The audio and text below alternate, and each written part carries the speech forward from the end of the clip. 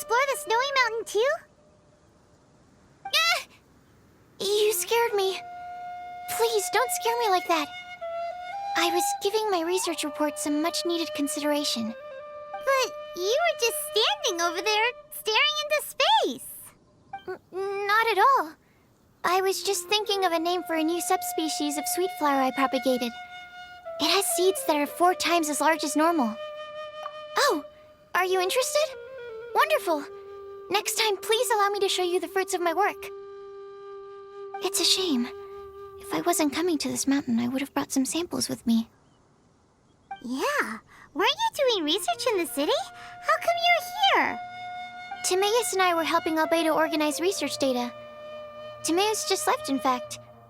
You didn't run into him? Sure didn't. He said that he wasn't as sharp as Albedo when it came to data. By quite a long shot, in fact. The significance of some things Albedo is able to grasp almost immediately, but we, on the other hand, take considerable time. I fear that this must be the difference in our knowledge and experience showing. Timaeus seemed rather depressed about the matter. He said he was going to take a walk, so I'm currently settling the leftover affairs myself. I was originally going to take a look around myself after finishing up here, but unexpectedly, I gleaned some interesting data from these reports. But, well, guess my search for secrets will have to wait. Secrets?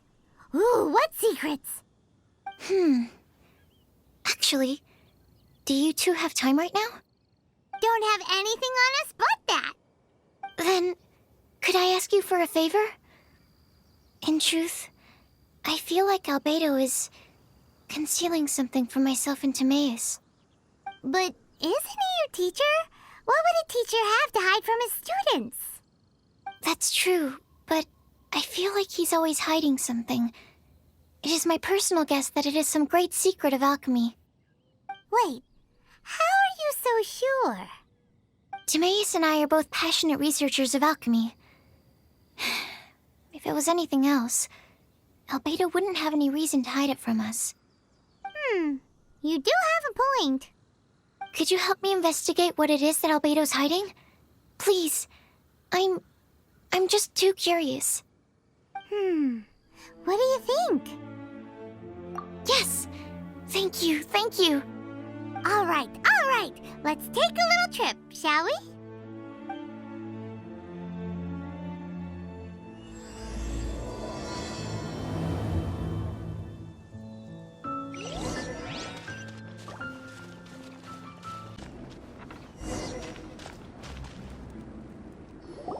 Albedo!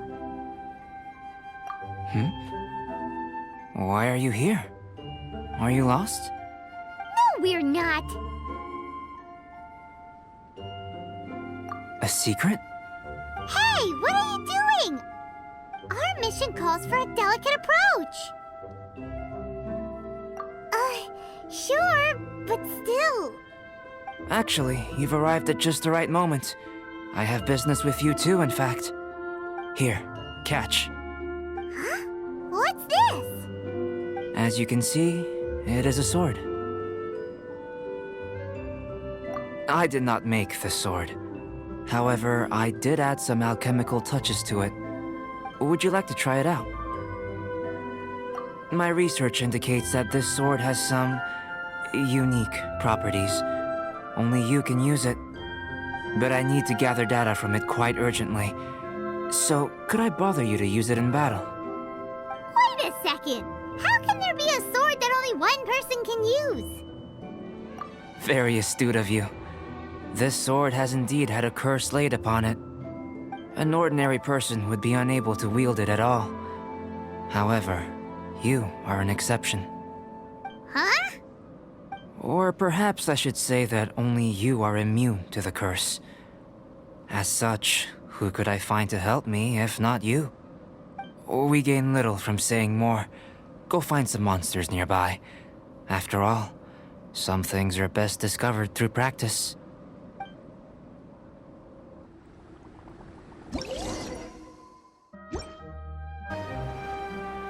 How about those over there? Paimon still has a bad feeling about this.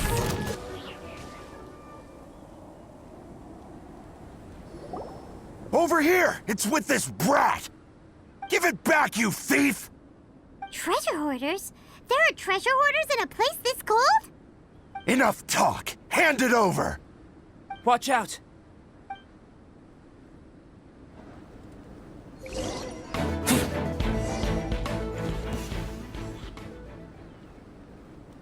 Now that's rich! Treasure hoarders calling us thieves? They certainly arrived quickly. Goodness, no. They seem to have been talking about this sword. What's going on? Why are you looking at me like that? Of course I didn't steal this sword. Not long ago, the Knights caught a band of treasure hoarders outside the city. The goods they were smuggling were also impounded. This sword was one of those items. We believed it to be stolen plunder, but no one came to claim it. Nor could we find out where it came from, so it languished in our stores. I noticed it quite by chance while in our storehouse. To tell you the truth, such an old sword would see little use outside of alchemy. You claimed it for yourself? Just like that? So, then what happened? You just took it with you? Indeed. And I initially intended to perform some experiments on it, but I unexpectedly discovered its true origins in the process. This ancient-looking weapon once passed through the hands of a now-deceased blacksmith. It is a legendary, magical sword. A magical sword? It is said that the smith vanished not long after creating the weapon, with the weapon subsequently becoming lost to time. Working backwards from its eventual fate as plunder, one can guess that it was then stolen by the treasure hoarders, where it remained in obscurity till recently. The blacksmith who made this weapon disappeared? That's kinda spooky. No wonder it's cursed. Exactly. Do you know the story of Durin and this mountain? Durin was the black dragon who menaced Mondstadt, before finally being defeated by the combined efforts of the Valen and the Animo Archon Barbados.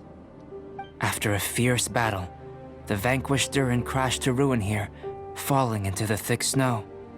Snow gathers atop this mountain and never melts, which is a most curious phenomenon. Which leads one to wonder, was Durin's fall here purely by chance, or was it intent? Could it really have been intent? Perhaps this place was chosen as a gravesite precisely so that the snow's power could seal the corrosive toxin coming from Durin's body. It seems plausible that Barbados would think of such a method. Huh. Was Barbados such a capable god? Well, these are just my postulations. I don't have any evidence. But what's for certain is that this mountain and Durin are deeply intertwined. In fact, I believe that the very sword in your hand has Durin's remains in it. A dragon's remains? Indeed. The dragon's eyes, claws, and scales ground into dust before being used to coat the blade. In this way, Durin's corruption and venom entered into the sword and became the source of its power. This is very advanced craftsmanship. I presume that having successfully forged the weapon, the smith must have tried it out themselves in their joy. But using the sword in battle would have allowed the corruption to seep through the blade's handle and into their bodies. Ordinary mortals cannot withstand such power. The blacksmith must then have fled, driven mad by the curse, before meeting their end in some unknown place. You've purified the Valen's tears before, which is a very rare ability indeed. This ability has protected you from being corrupted or poisoned, and you can completely eliminate their effects, which is why you and only you can properly wield this sword. Still, this sword really is huge. Yikes! It's glowing! As far as I'm concerned, this is where the real experiment begins. This sword is still very weak at present. However, it is able to absorb energy, and through that, it is able to constantly become stronger. In some sense, you could even say that it is a living thing. Well then, traveler, Adventure with it to your heart's content. I need you to help it grow. I believe that we will soon have all the proof that we need.